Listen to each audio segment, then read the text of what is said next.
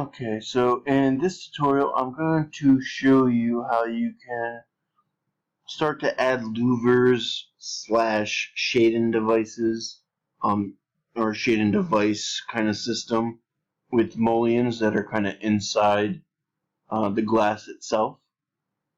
If you want to do it that way. I did show you how to do like a custom kind of like exterior shading device. That's easy, or kind of like louver system through model component in place, or trying to find one on Revit City. But this is something that you can do,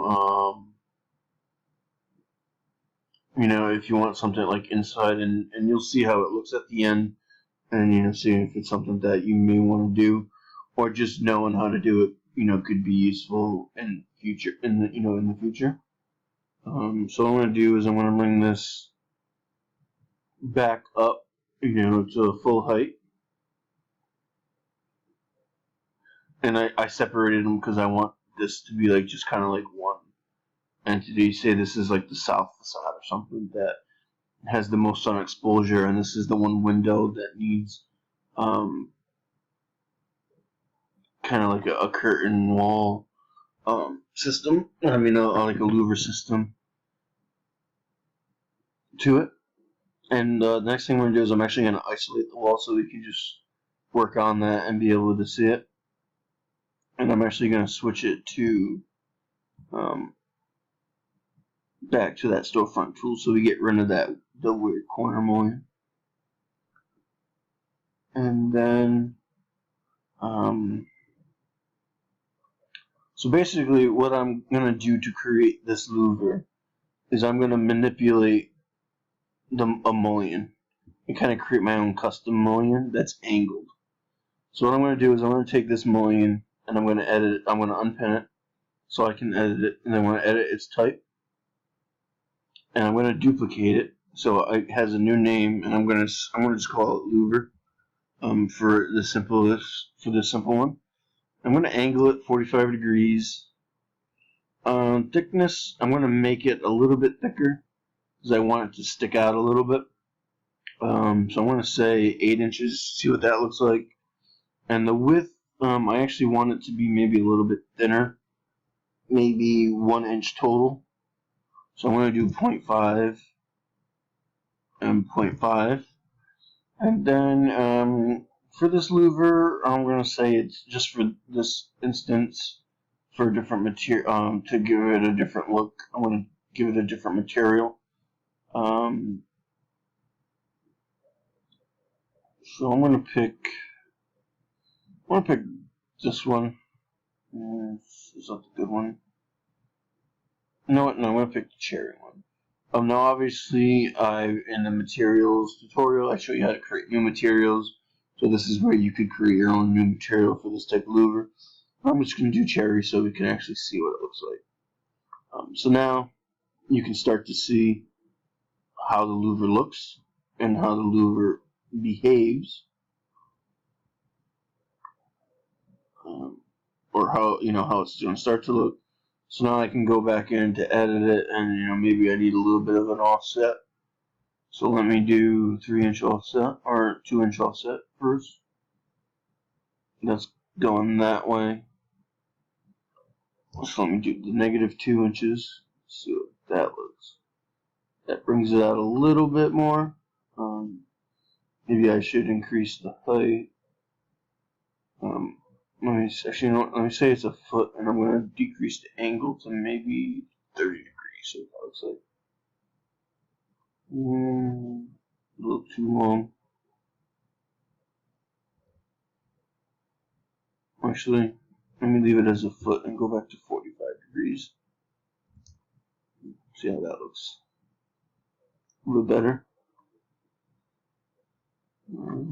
Yes. I guess that's good for this purpose. So now I have that louver, kind of mullion slash louver created. What I'm going to do is I'm going to switch this back to the 2.5 and pin it so it's the same.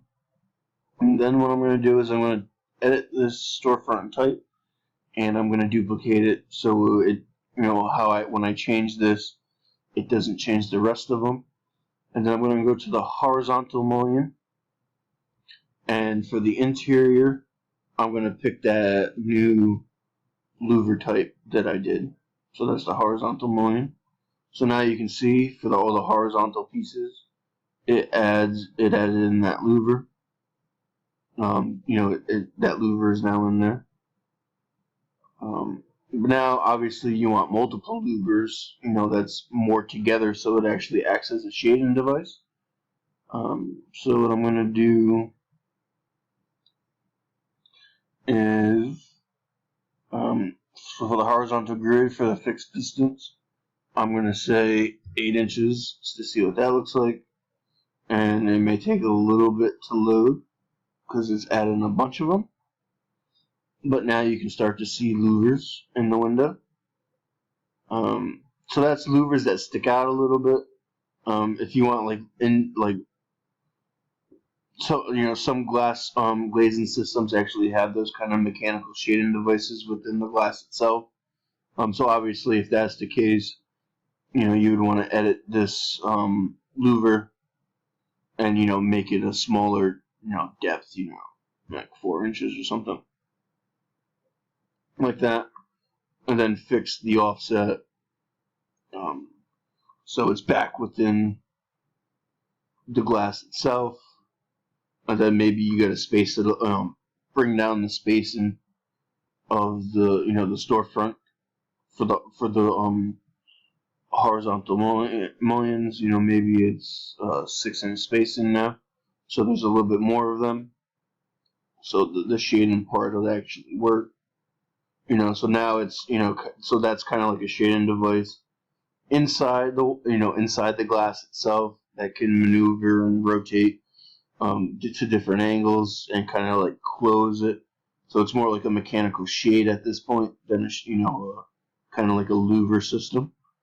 But if I go back to the louver system that was sticking out, so that's kind of like a quick way how you can get the louver system in. Now you can see how it I had those vertical mullions that kind of splits up the louvers. You can see, obviously, you may want these to go straight across. To do that, it's probably the best thing to probably do if you want it to go straight across is to just remove these interior vertical mullions. It's probably not it's not something that actually would occur because you need the vertical mullions to support the glass. And obviously there would be other vertical mullions in here as well to support this window and not all just be louvers. But the purpose of this is for rendering purposes maybe, or just to show what you're thinking before maybe modeling a real system in place or something like that. So this is where you can go back to the storefront maybe type, and for the vertical interior mullion or the vertical interior grid, I should say that it's none, so it takes out those vertical grid lines and just gives you a smooth horizontal one across. Maybe that is it is starting to look a little bit strange, so it's kind of like up to you and your preference and how you want to do it. But just keep in mind that if you did have it looking like this, real life situation, there's still gonna be those mullions in there somehow, to space it out. And that's if it's sticking out. Obviously, if we went back to that situation where they were inside and more of like a mechanical shading device, you'd still have the horizontal and vertical mullions in there that you kind of have to maneuver around and set up. So this one, what was I doing? Oh yes, I did this at like 4 inches, and then this was 0. And then for the wall itself, I believe I went to like 6. Yeah. So for this, for this system, you probably want to find this grid. So maybe it's this grid that you actually select these louvers.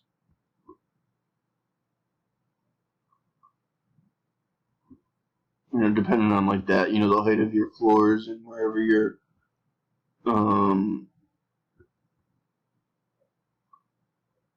whatever your divide is for length of glass that can be supported. Because glass, the issue with glass and why they have mullions is to support the weight of the glass. So at a certain point, the glass will, like certain dimensions, the glass will become too heavy and it needs more support by the mullions. So that's why, this whole wall can't be one big piece of glass. Because it either needs, to support itself, it needs to either be really thick or have more mullions. So like if you want a thin piece of glass for like a window or like a curtain wall system like this, that's only maybe like 3 inches. That's why it can only be at most maybe 10 feet by 10 feet. That even may be a little too big. But if I do a mullion like this, I can change this back to a regular one. So I can start to like split this up again so you can start to see the regular grid lines. So maybe, that's something that you do too as well. But this is just to show you how you can start to manipulate the interior mullion so you can start to get like an actual glazing and a quick looking louver system / shading device system going on. And and the other thing that you notice too, that once I do these louvers, because there's so many grid lines doing it this way, you can see that there's little tiny pieces of glass in there. Instead of one full glass behind these louvers, it's just one tiny one. Because I have so many grid lines going on, to split that up. But again, this is just kind of like a quick way to do it, to get it in there for rendering purposes. Because a lot of time when you do a rendering, to show your idea, your schematic design or anything like that, you're going to be far enough away where you're not actually, might not see the actual system. And then once you get into construction documents and design development, that's where you're going to want to model the system correctly or detail the system correctly in the CDs and everything like that, so you can actually see what it looks like and how it will operate.